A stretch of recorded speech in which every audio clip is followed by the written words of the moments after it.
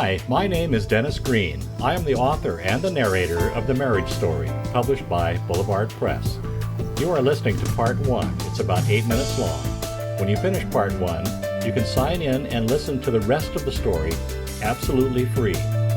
Now I hope you enjoy the audio edition of The Marriage Story.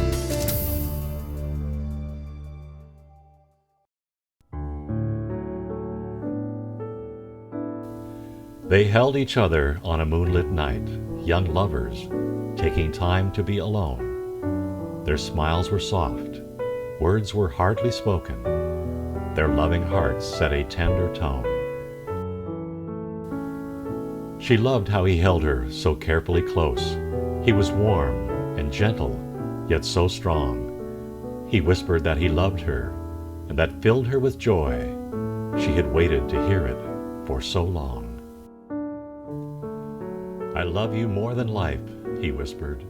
You are all I ever wanted, he extolled.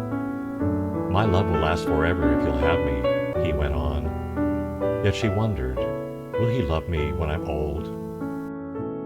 Sensing her concern, he quickly assured her, my feelings are strong and true. I believe you, she said, and no matter what happens, I will never love anyone but you. So they pledged their love in an old stone church. He wore black, she dressed purely in white. They shared their bed under a star-laden sky, and two became one that first night.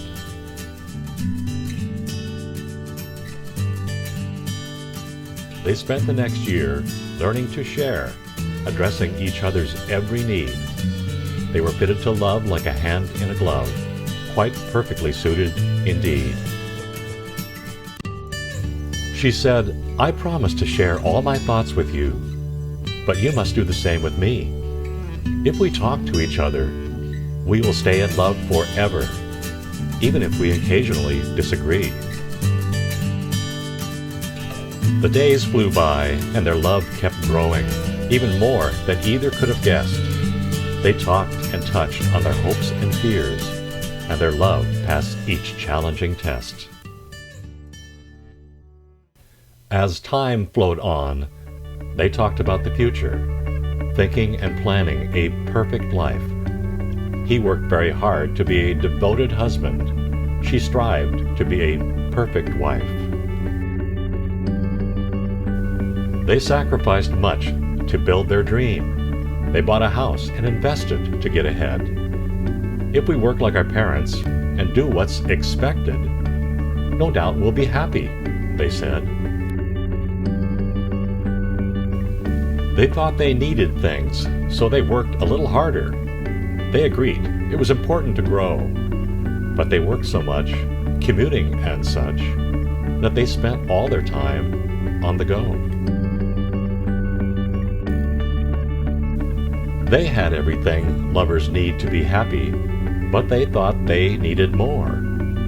They believed the old sayings, you only go around once, and money is how you keep score. The ensuing years fulfilled all their wishes. He got promotions and she got a boy. She took excellent care of both her fine men. He worked harder to secure their joy.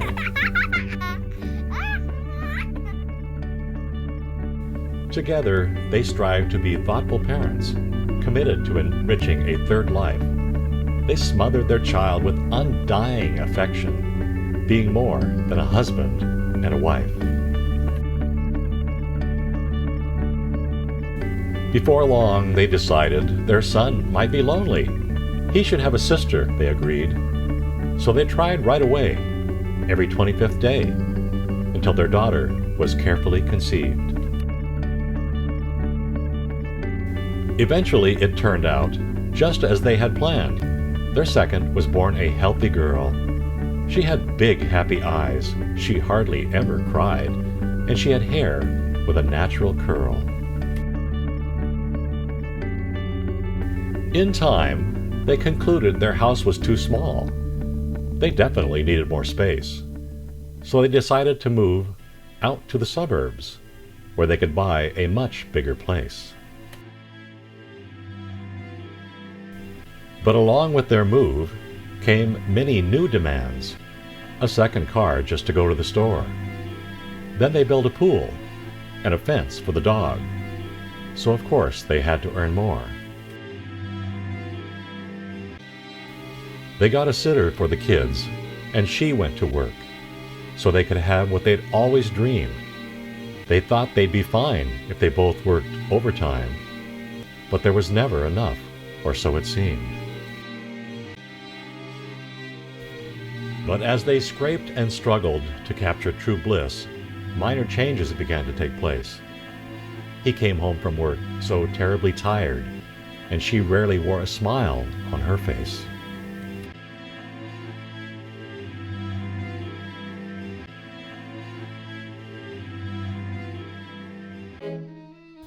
Something's not right, they separately thought, but they rarely shared how they were feeling. She wondered when they might make love again, and she feared she was no longer appealing. They didn't laugh much anymore, and very rarely went out. It was clear they were going through a change. He buried his feelings deep down inside. She told friends he was acting quite strange. "It's just my workload. Don't worry about me," he told her one night before bed. "When I get that promotion, the kids can have braces, and everything will be perfect," he said. But as their lives continued, they drifted apart. If one said black, the other thought white. Her energies focused entirely on the children. They stopped touching and started to fight. Their interests changed too as the years went by. She went shopping and he came home late. "All you do is spend money," he complained. She snapped back, "You need to lose weight." He traveled for work now, more than ever these days, and rarely called home on the phone. She no longer waited up to take his call, but wondered if he was sleeping alone. She didn't understand what was happening to them. Her friends advised her to be strong. "I want to blame it on something," she cried, "but I don't even know what is wrong."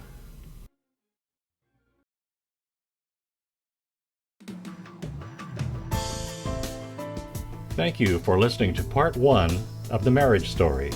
If you are hearing this on YouTube or on iTunes, you can listen to part 2, the rest of the story, absolutely free on our website at DennisandMaryLou.com. That's DennisandMaryLou.com. Just sign in with your name and email address, and that will take you to a separate page where you can find out what happens to our young couple who started out so much in love.